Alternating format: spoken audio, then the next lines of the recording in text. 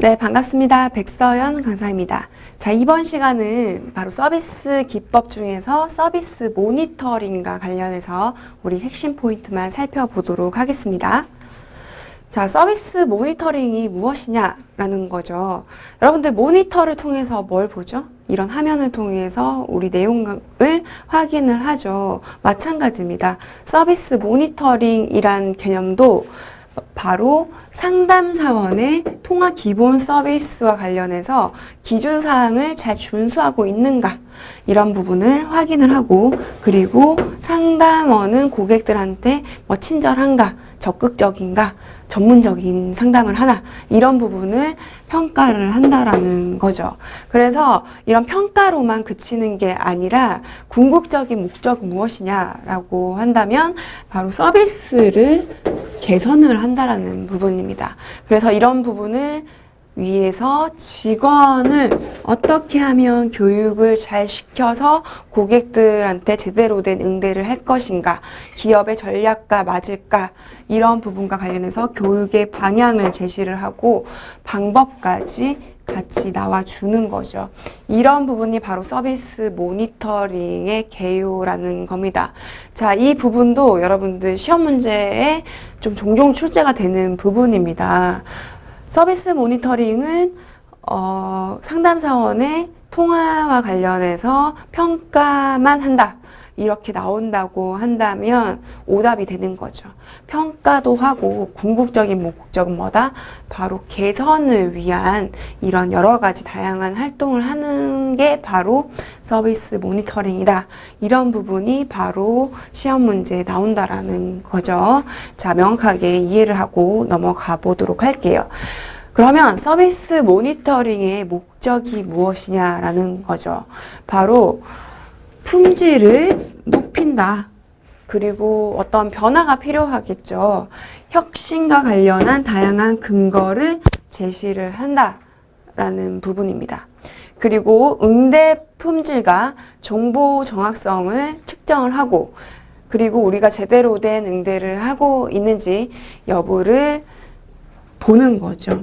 그래서 이런 프로세스상의 문제점은 없는지, 효과성을 높이기 위해서는 우리가 어떤 부분을 개선을 하면 좋을지를 파악을 하는 겁니다. 그리고 어떤 직원이 이런 우리의 전략과 관련해서 약간 역량이 부족해 라고 한다면 교육이 필요한 거죠. 그래서 어느 부분을 좀 강화해야 할 것인지를 보고 교육도 하고 코칭을 지원을 한다라는 겁니다. 그리고 서비스 모니터링을 하면서 실제로 고객이 어떤 부분을 원하는지 이런 니즈 파악까지 하는 거죠. 그러면 니즈 파악을 하고 고객의 니즈를 충족시키기 위한 또 다양한 활동을 할 수가 있는 거죠. 그리고 고객 만족도 평가도 하면서 우리 전체적인 관점에 다양한 전략들을 실행을 할 수 있는 게 바로 서비스 모니터링입니다. 그러면 다음 내용 한번 보도록 할게요. 서비스 모니터링의 그러면 요소는 무엇인가 라는 부분인 거죠. 자, 이 부분도 여러분들은 반드시 암기를 하고 넘어가셔야 되는 부분입니다. 이런 평가, 모니터링과 관련해서 이런 요소들을 모두 충족시켜 줘야 된다라는 거죠. 첫 번째 내용 한번 보도록 할게요. 바로 대표성이라는 겁니다. 자, 전체 접점 서비스의 특성을 측정을 할 수 있어야 된다라는 거죠. 예를 들면 월요일 오전 시간대는 휴일이 끝나는 그 다음 업무 시간이기 때문에 상당히 바쁘죠. 그래서 평소와 비슷한 응대를 하기는 약간 환경상의 제약이 있습니다. 그래서 이런 보통은 모니터링을 할 때는 월요일 바쁜 오전 시간대는 좀 피해서 모니터링 평가가 진행되기도 하죠. 그리고 뭐 점심시간 때도 피하고 저녁 시간, 퇴근 시간대 이때도 피하는 거죠. 만약 이럴 때 우리가 샘플 추출을 하게 된다면 약간은 문제가 생길 수가 있는 거죠. 이런 샘플이 대표성을 나타내 주지는 못한다는 겁니다. 그게 바로 대표성과 관련된 부분이고요. 객관성, 자, 이거는 당연한 얘기죠. 평가는 주관적으로 해서는 안 되는 겁니다. 객관적인 지표에 의해서, 객관적인 평가 기준에 의해서 이루어져야 된다라는 거죠. 궁극적으로는 이거죠. 그래서 종업원, 우리 고객을 응대하는 종업원의 능력을 향상시켜서 서비스의 품질 향상을 시키는 거죠. 자, 그리고 차별성입니다. 타 분야와의 차이를 인정을 할 수 있어야 된다라는 겁니다. 예를 들면 콜센터 같은 경우에는 인바운드와 아웃바운드로 나뉘어져 있죠. 그런데 아웃바운드에서 해야 될 역할과 인바운드에서 해야 될 역할이 약간은 차이가 있습니다. 그런데 동일한 기준으로 평가를 하게 된다면 여러 가지 문제가 발생이 되겠죠. 그래서 업무에 맞는 이런 차별성을 갖춰야 된다라는 거죠. 그리고 차별화 서비스 행동을 할 수 있도록 우리 유도를 해야 된다라는 겁니다. 이런 서비스라는 것은 사람이 제공을 하는 것이기 때문에 고객한테 차별적인 서비스를 계속 제공을 해줘야지 고객은 만족할 수 있겠죠. 그래서 이런 서비스를 잘 했으면 보상도 같이 연계가 돼야지 우리가 동기부여가 되는 거죠. 이런 부분이 바로 차별성과 관련된 내용이다 라고 이해를 해주시면 되시고, 신뢰성, 당연한 거죠. 이런 평가 결과는 누구나 다 납득할 수 있어야 된다는 겁니다. 그리고 평가하는 사람도 중요하죠. 이런 평가자의 신뢰도도 상당히 중요한 부분이 바로 서비스 모니터링이 된다라는 겁니다. 자, 타당성. 고객의 평가와 모니터링 점수가 일치를 해야 된다는 거죠. 고객은 이 서비스가 되게 나쁘다라고 느끼는데 모니터링 평가를 할 때 되게 좋다라고 느끼면 이런 현실과는 갭이 좀 발생이 된다라는 거죠. 그래서 타당하게 이루어져야 된다라는 거고, 자료 결과값은 버려지는 게 아니라 활용이 돼야 되는 거죠. 그게 바로 유용성입니다. 바로 이런 자료는 조직과 고객한테 어떤 긍정적인 영향을 줄 수 있어야 되는 부분이 바로 이 유용성과 관련된 부분입니다. 그래서 모니터링의 여러분들 평가 요소, 이 6가지는 반드시 기억을 하고 계셔야 되는 거죠. 예를 들면 다음 중 서비스 모니터링과 관련된 평가 요소와 관련이 없는 것은, 또 관련이 있는 것은, 이런 식으로 해서 문제가 출제되는 부분이 있습니다. 자, 다음 내용 보도록 할게요. 서비스 모니터링의 그러면 프로세스는 어떻게 되냐라는 거죠. 바로 첫 번째로는 목표가 명확하게 설정이 돼야 된다는 거죠. 그런데 이런 목표도 정량적으로 수립을 할 수 있고 정성적으로도 수립을 할 수가 있습니다. 예를 들면 어느 부분에 올해의 목표는 친절성 강화야.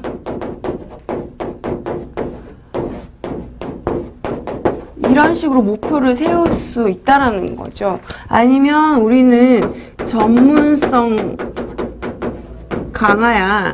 또는 뭐 세일즈 매출액 얼마야.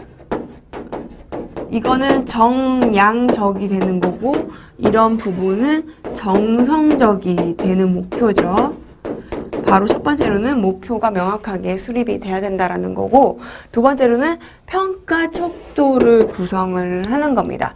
자, 친절도를 강화를 하기 위해서 직원이 웃었는가, 또는 맞이 인사 멘트를 했는가, 또 배웅 인사를 했는가, 뭐 요약 확인을 했는가, 이런 것들이 바로 평가 척도가 되는 거죠. 평가 항목이 되는 거죠. 그러면 우리는 이번에는 친절성 강화 중에서도 우리 표정을 좀 강화하자라고 한다면 이걸 100점을 20점으로 주고 나머지는 10점, 10점, 10점에서 총 50점, 이런 것들이 바로 평가 척도와 관련된 부분입니다. 자, 평가 속도가 잘 만들어졌다라고 한다면 이제 모니터링을 실행을 하면 되겠죠. 직원분들이 이런 부분을 지키고 있는지. 그러면 결과가 나왔어. 그러면 예를 들면 여기 있는 직원은 잘 안 웃어. 아니 다른 지역에 있는 직원은 뭐 배웅 인사를 잘해. 이런 식으로 각각의 그 값을 평가하고 분석할 수 있는 거죠. 자, 봤더니 우리 전반적인 기업의 문제가 직원들이 잘 웃지 않아. 그러면 다음에는 이 직원들 대상으로 한 표정과 관련해서 교육을 한번 시켜볼까? 이런 식으로 피드백이 좀 이루어진다라는 겁니다. 자, 이 기본 프로세스를 통해서 서비스 모니터링은 진행이 된다라고 이해를 해주시면 되는 거죠. 자, 그러면 데이터 값은 어떻게 활용이 되냐? 바로 통합 품질을 측정을 할 수 있어야 된다. 자, 콜센터 같은 경우에는 통합 품질을 측정을 하지만 다른 뭐 고객과 응대하는 서비스 또 다른 직종에서는 다른 품질을 또 측정할 수 있겠죠. 그리고 상담원과 관련해서 개별적으로 코칭을 한다라는 거. 그리고 동기부여도 상당히 중요한 부분이기 때문에 향후 보상과 관련해서 근거로 활용할 수 있어야 되는 게 바로 데이터라는 겁니다. 그리고 개인과 관련해서 어떤 역량, 자질을 분석을 하고 상담원을 선발할 수 있는 그런 향후에는 이런 선발 기준을 좀 세팅을 해서 또 채용을 할 수 있다라는 거죠. 자, 그리고 보상도 상당히 중요한 부분이라고 제가 말씀을 드렸죠. 직원들에게 동기부여할 수 있도록 해주셔야 된다라는 겁니다. 그래서 중요한 포인트는 감시, 평가 그 자체가 아니라 기본적으로는 이 직원분들을 개발하고 발전하게 만들 수 있어야 된다라는 거. 그러기 위해서는 우리 어떤 교육이 필요한지 이런 것들 니즈도 확인이 돼줘야 된다라는 부분인 거죠. 자, 그러면 모니터링의 유형을 한번 살펴보도록 할게요. 자, 모니터링의 유형은 첫 번째로는 바로 사일런트 모니터링이 있습니다. 자, 사일런트라는 영어 뜻이 뭐죠? 조용히 널 지켜볼게. 한마디로 몰래카메라 같은 그런 개념이라는 거죠. 자, 사일런트 모니터링의 장점이 무엇이냐? 바로 직원들의 입장에서는 평가를 하고 있는지 안 하고 있는지 잘 몰라요.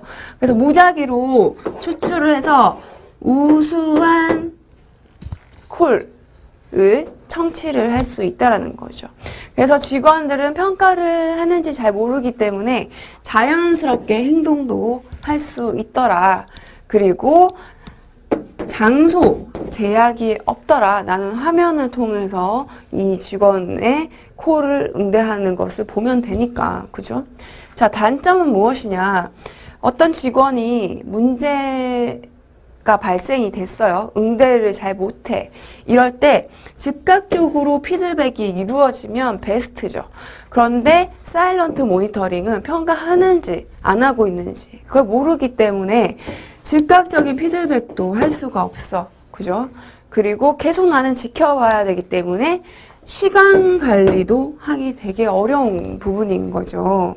그리고 직원의 입장에서는 누군가 날 지켜보고 있네? 이런 빅 브라더의 두려움도 있는 게 바로 사일런트 모니터링의 단점이다 라고 이해를 해주시면 됩니다.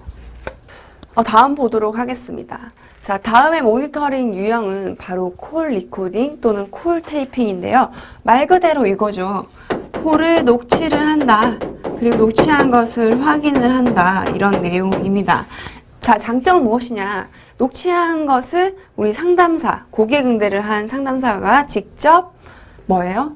확인을 할 수 있다는 거죠. 그리고 우리 비생산적인 시간도 없앨 수 있더라. 자, 앞에서 사일런트 모니터링과 비교되는 개념인 거죠. 사일런트는 바로 멀리서 지켜보고 있어서 시간적으로 많은 어려움이 있더라. 하지만 리코딩은 내가 원하는 시점에 콜을 직접 선택을 해서 들을 수 있기 때문에 우리 시간 관리도 잘할 수 있더라라는 겁니다. 그리고 녹취한 것을 내가 계속 반복해서 들을 수 있더라.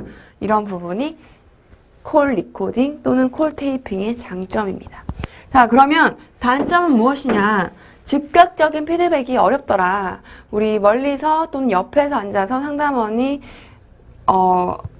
콜 응대를 하는 거를 듣고 있으면 끝나고 나서 이런 부분들은 좀 문제가 있는 것 같아요. 개선 좀 해주시겠어요? 라고 바로 피드백이 가능한데 리코딩 같은 경우는 내가 녹취한 것을 선택을 해서 또 확인을 해야 되기 때문에 즉각적으로 피드백하기 어렵더라라는 겁니다.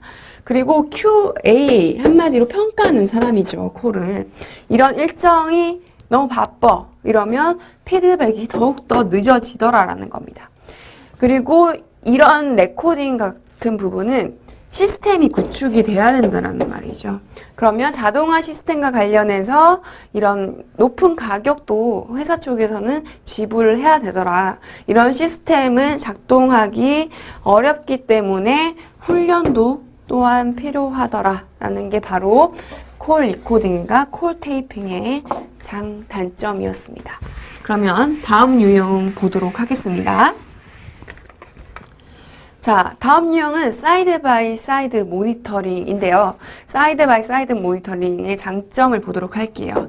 바로 옆에 앉아서 평가를 하는 거죠. 그러다 보니까 즉시 피드백이 가능하더라. 그리고 잘못된 것은 좀 개선할 수 있도록 코칭도 가능하더라라는 겁니다.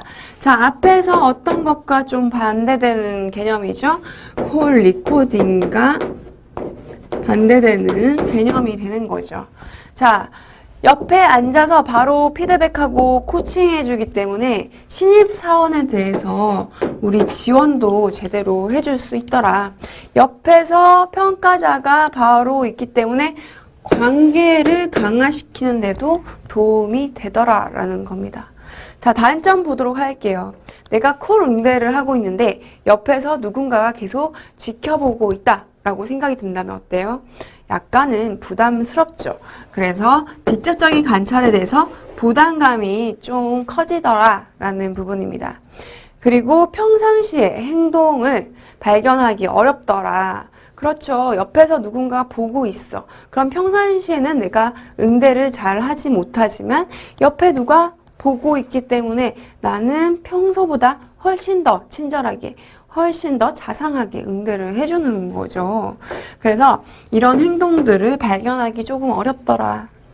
그리고 QAA, 평가하는 사람이 옆에 계속 앉아서 피드백해주고 코칭해주고 응대하는 거를 봐야 되기 때문에 많은 시간이 좀 소비되더라라는 부분이 바로 사이드 바이 사이드 모니터링의 장단점이었습니다. 자, 다음 내용 한번 보도록 할게요. 자, 동료 모니터링입니다. 동료 모니터링은 뭐예요? 평가하는 사람이 따로 있는 게 아니라 누가 한다? 동료가 한다. 자, 장단점 한번 보도록 할게요.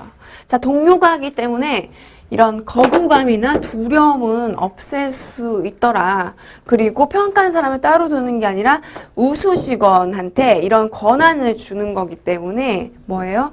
직무도 좀 높일 수 있고 권한도 내가 받을 수 있기 때문에 동기부여가 되더라. 좀 자발적으로, 좀 적극적으로 직장 생활을 할 수 있더라. 그리고 관리자는 시간을 절약할 수 있더라. 왜냐하면 업무를 보는 실제 콜 응대하는 직원이 이런 동료 모니터링을 하기 때문에 관리자가 따로 시간을 투입을 안 해도 되더라라는 부분입니다. 자, 단점은 무엇이냐? 평가하는 사람은 상당히 중요하죠. 그래서 우수 직원을 신중하게 선발해야 될 필요가 있다라는 겁니다. 자, 평가 상담사는 뭐예요? 피드백 방법까지 훈련을 해야 된다는 거죠. 피드백은 상당히 중요한 부분입니다. 그런데 어떻게 피드백하는지가 더 중요한 부분이다라고 생각을 할 수도 있는 거죠. 그래서 평가, 피드백 방법도 훈련을 받아야 되더라. 그리고 우수 수행한 직원들은 코릉대를 잘하는 직원들이 평가에 투입이 되다 보니까 뭐예요? 고객을 응대할 수 있는 그런 시간이 별로 없더라. 그리고 뭐예요? 이런 직원들이 인정받고 보상도 받을 수 있는 시스템이 따로 추가적으로 구축되어야 되더라라는 게 바로 동료 모니터링과 관련된 장단점의 내용이었습니다. 자, 미스테리 콜 한번 보도록 할게요. 미스테리 콜은 무엇이냐? 고객이 아닌데 고객 역할을 하는 게 미스테리 콜이죠. 자, 장점, 단점 보도록 하겠습니다. 장점은 뭐냐? 콜을 무작위로 선출할 수 있더라. 그러다 보니까 평가를 위한 평가가 아니라 실제 응대할 수 있는 것을 보고 좋은 샘플이 될 수 있더라. 그리고 직원은 미스테리 고객이 진짜 고객인 줄 알고 실제로 자연스럽게 상담할 수 있더라. 그리고 모니터링과 관련해서 소요 시간을 좀 줄일 수 있더라는 부분인 거죠. 자, 단점 보도록 할게요. 앞에서 마찬가지로 미스테리 콜도 역시나 즉각적인 피드백이 불가능하더라. 라는 겁니다. 자, 모니터링 기간이 있어요. 이 기간 동안 미스테리 요원이 고객인 척 전화를 거는데요. 자, 기간이 끝나고 나서 이런 데이터 값들을 정리를 합니다. 그러면 좀 응대하고 나서 한참 뒤에 이런 응대를 했었구나, 이런 문제점이 발생됐구나가 확인이 되는 거죠. 그러다 보니까 즉각적으로 피드백을 할 수가 없는 부분입니다. 그리고 평가 결과와 관련해서 또 의사소통과 이해의 오류가 발생이 되는 거죠. 미스테리 평가 요원마다 다른 관점으로 보다 보니까 이런 커뮤니케이션 상에 또 문제가 있습니다. 그리고 결과가 나왔을 때 바로 직접 피드백을 하는 게 아니라 어때요? 건너서 피드백을 받는 거죠. 평가 요원이 정리한 결과값을 토대로 뭐 상부, 인사위원회 쪽에서 또 한번 재확인을 하고 또 관련자가 또 재확인하고 또 평가자의 상사가 또 피드백을 하고 이런 식으로 계속 단계가 너무 많아지다 보니까 당연히 의사소통과 관련해서 미스가 생기는 거죠. 그리고 미스터리 쇼퍼 같은 경우에도 어떤 자질이 필요합니다. 그런데 자질 없는 미스터리 쇼퍼가 평가를 할 때는 또 여러 가지 문제가 발생이 될 수 있다는 거죠. 그래서 신중하게 선출하고 선출이 됐으면 또 훈련까지 시켜야 되더라 라는 게 바로 미스터리 콜과 관련된 또 장단점의 내용이었습니다. 자, 그러면 실시간 모니터링 및 랜덤 콜은 무엇이냐? 바로 쉽죠. 그냥 실시간으로 모니터링을 하더라. 그리고 콜 응대하는 것을 랜덤으로 뽑아서 응대를 한다는 겁니다. 자, 이것을 하는 목적은 무엇이냐? 이런 응대하는 직원들의 전반적인 경향을 파악을 하고 실시간으로 모니터링을 할 수 있고 바로 직접적인 코칭이 가능하다라는 거죠. 그래서 그룹 관리자의 피드백 그리고 공유 시스템이 이루어지더라라는 부분입니다. 합동 모니터링은 무엇냐라고 한다면 같이 모니터링을 시행을 한다라는 거죠. 평가자들이 그룹이 돼서 자, 녹취 평가의 기준안을 마련을 하기 위해서 여러 전문가들을 모셔놓고 모니터링을 하는 거죠. 그래서 어떤 평가가 필요할지 그리고 어떤 코칭이 좀 필요할지를 같이 확인을 하는 겁니다. 이런 공유 회의를 통해서 평가 항목은 어떻게 구성되면 좋을지를 또 같이 논의를 하는 거죠. 자, 그리고 평가자의 주관성을 배제를 시킬 수가 있습니다. 평가자는 보통 한 명이 되는데 여러 명이서 평가를 하게 된다면 좀 더 객관적인 평가 결과를 얻을 수 있는 거죠. 그리고 명확하게 채점 기준안도 마련을 할 수 있는 게 바로 합동 모니터링이 되는 겁니다. 자, 모니터링 평가와 관련해서 3대 점검 요소입니다. 자, 이 부분도 여러분들 별표 치시고요. 3대 점검 요소가 뭐냐라고 한다면 첫 번째로는 계량성, 두 번째로는 공정성, 세 번째로는 유용성입니다. 계량성은 무엇이냐? 한마디로 신뢰성과 비슷한 개념이라고 보시면 되는 거죠. 자, 어느 누가 평가하더라도 동일한 결과가 나오는가? 그리고 기준이 명확하고 객관적인가라는 거죠. 어떤 직원이 콜 응대를 했는데 A라는 평가자는 이 직원은 되게 못해. 자, B라는 평가자는 이 직원 상당히 잘하는데 자, C라는 평가자는 보통이야, 쏘쏘야 라고 한다면 각각의 평가자가 다른 결과를 내는 거죠. 이렇게 된다면 제대로 된 평가라고 할 수가 없는 거죠. 기준 자체가 명확하고 객관적이어야 되고 누가 평가하더라도 동일한 결과가 나와줘야 된다는 게 바로 계량성과 관련된 내용이다라는 겁니다. 자, 공정성 보도록 할게요. 공정성은 평가 항목이 보편타당한가, 그리고 어떤 고객이나 상황에서도 공정한가라는 겁니다. 예를 들면 핸드폰 통신 서비스 고객센터에 상담원을 평가를 하려고 해요. 그런데 고객이 해지하는 고객이 있고 신규 고객이 있죠. 그러면 각 항목이 달라져야 되겠죠. 같으면 안 됩니다. 그리고 공정하게 평가가 진행될 수 있도록 해야 되는 거죠. 해지를 할 경우에는 약간 불만 고객 이런 부분들이 좀 많죠. 이럴 때 어떻게 응대를 할 것인지 이런 항목들도 한번 봐줘야 되는 거고, 그리고 고객, 예를 들면 연령층에 따라서 또 달라져야 되는 거죠. 응대하는 게. 그런데 평가 결과가 예를 들면 연령대가 많은 고객 응대하는 직원이 결과가 되게 안 좋게 나와. 이렇게 된다면 안 된다라는 거죠. 어떤 고객이나 상황에서도 공정하게 평가받을 수 있어야 된다는 겁니다. 자, 유용성 뭐냐? 불필요한 항목은 없는가? 예를 들면 이번 콜센터의 전략 방향 자체가 친절성 강한데 친절성과 관련된 내용이 아니라 다른 항목들이 들어갔다 라고 한다면 불필요한 거죠. 그리고 중요성, 친절성이면 친절성을 좀 나타낼 수 있는 항목들이 점수 배점이 높아져야 된다는 거죠. 이런 배점은 적절한가를 보는 게 바로 유용성이라는 겁니다. 자, 평가자의 자격 요건이 무엇이냐? 바로 지식, 기술, 태도 이렇게 세 가지를 보는데요. 지식은 당연히 상품과 관련된 지식, 그리고 전반적인 산업을 이해할 수 있는 거, 그리고 통합 품질을 관리할 수 있는 거, 성과 분석, 지표가 나왔으면 이런 것들을 통계하는 방법, 그리고 관련 보고서라든지 이런 작업을 해야 되기 때문에 서류 작성법과 관련된 지식을 가지고 있어야 된다는 거고, 기술은 잘 들어야 돼요. 그리고 평가도 제대로 해야 되는 거죠. 그리고 스크립트를 통해서 평가를 하기 때문에 스크립트 작성, 그리고 직원을 피드백하는 방법과 관련된 기술도 가지고 있어야 된다는 겁니다.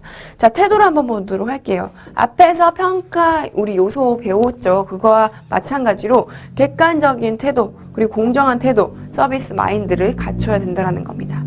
자, 모니터링에 임하는 자세를 좀 보도록 할게요. 달성 가능한 목표를 좀 제시를 해야 된다. 그리고 구체적인 행동과 관련해서 개선 방안을 제시를 해야 된다. 그리고 코칭으로 끝나는 것이 아니라 지속적으로 관심을 가지고 피드백을 해야 된다라는 게 바로 평가자의 자격 요건이었습니다. 자, 모니터링 피드백 같은 경우에는 궁극적으로는 고객 만족을 위한 것이다 라는 거고, 자, 월간, 일간, 주간 이렇게 나눠서 보고를 시행을 할 수 있어야 된다는 겁니다. 그리고 이런 다양한 것들을 개선시킬 수 있는 기회를 또 활용을 해야 된다. 그리고 긍정적으로 변화를 시킬 수 있도록 유도해야 된다. 그리고 결과와 관련해서 논쟁하고 평가하고 이런 부분은 아니라는 거죠. 결국은 개선을 위한 다양한 활동이 이루어져야 된다는 겁니다. 자, 피드백 방법 한번 보도록 할게요. 피드백 방법은 에이드 방법을 활용을 합니다. 자, 에이드는 뭐냐? 행동을 먼저 말해주고 그 행동이 어떤 영향을 끼쳤는지 말해주고, 그리고 D, 바로 바람직한 결과는 어떤 것인지를 말해주는 거죠. 아웃컴이죠. 자, 이런 거죠. 피드백을 할 때 너 이런 부분 잘못했어. 넌 나빠. 이런 게 아니라 구체적인 행동, 예를 들어 지각한 직원이야. 그러면 너가 지각을 했구나. 자, 지각을 해서 어떤 우리 조직에 영향을 끼쳤는지를 얘기해주고, 다음번에는 너가 좀 더 일찍 와줬으면 좋겠어. 바람직한 결과를 얘기를 해주는 거지. 그게 바로 에이드 기법이라는 겁니다. 이런 피드백 방법을 활용을 해야 된다. 자, 그러면 모니터링 데이터의 활용은 어떻게 되느냐? 첫 번째로는 바로 서비스 품질을 높일 수 있도록 측정을 할 수 있어야 된다. 자, 그리고 개별적으로 직원을 코칭하고 그 이후에 팔로우업도 지속적으로 이루어질 수 있어야 된다. 그리고 결과가 나왔으면 잘한 직원은 철저히 보상해주고 인정을 해줘야지 동기부여가 되더라. 그리고 어떤 역량들이 좀 부족한지 확인을 해서 뭐예요? 교육을 시킬 수 있어야 된다. 이 부분인 거죠. 그리고 인력을 선발을 할 때 어떤 기준으로 좀 선발을 해야 될지를 고려를 할 수 있어야 된다. 그리고 업무 프로세스와 관련해서 잘못된 것이 있으면 개선 활동도 같이 지속적으로 이루어져야 된다는 게 바로 모니터링 데이터의 활용과 관련된 부분입니다. 자, 그러면 미스터리 쇼퍼와 관련된 내용을 한번 보도록 할게요. 미스터리 쇼퍼는 뭐냐라고 한다면 한마디로 고객이 아닌데 고객인 척 하는 거죠. 그래서 직원의 친절도라든지 외모, 판매 기술, 이런 사업장 등의 분위기를 고객 역할이 돼서 평가를 하는 겁니다. 그래서 개선점을 같이 제안을 하는 일을 하는 사람을 말하고, 일반 고객으로 가장을 해서 소비자의 반응까지도 같이 평가를 하더라. 그래서 직원들의 이런 서비스, 상품 지식뿐만 아니라 환경적인 부분, 매장의 청결 상태, 그리고 개인적으로 내가 이 직원 또는 이 매장에 대해서 느낀 바를 같이 평가하고 보고서를 작성을 하더라는 거죠. 그래서 매장을 방문하기 전에 이런 위치가 어느 위치인지, 환경이 어떤지, 직원 수는 뭔지, 이런 구체적인 정보들을 우선은 파악을 하고 가야지 되겠죠. 그리고 나서 매장 방문을 해서 실제로 상품과 관련해서 문의도 하고, 실제로 구매도 하고, 그리고 컴플레인도 한번 제기를 해보고 하는 등 실제 고객의 행동을 하는 사람이 바로 미스터리 샤퍼라는 겁니다. 자, 이 부분과 관련된 내용도 시험에 종종 출제되는 부분이니까 여러분들 명확하게 이해만 하시면 어려움은 없겠죠. 자, 여기까지 이번 시간에 내용은 정리를 하도록 하겠습니다. 여러분들 너무너무 고생 많으셨고요. 다음 시간에 또 뵙도록 하겠습니다. 감사합니다.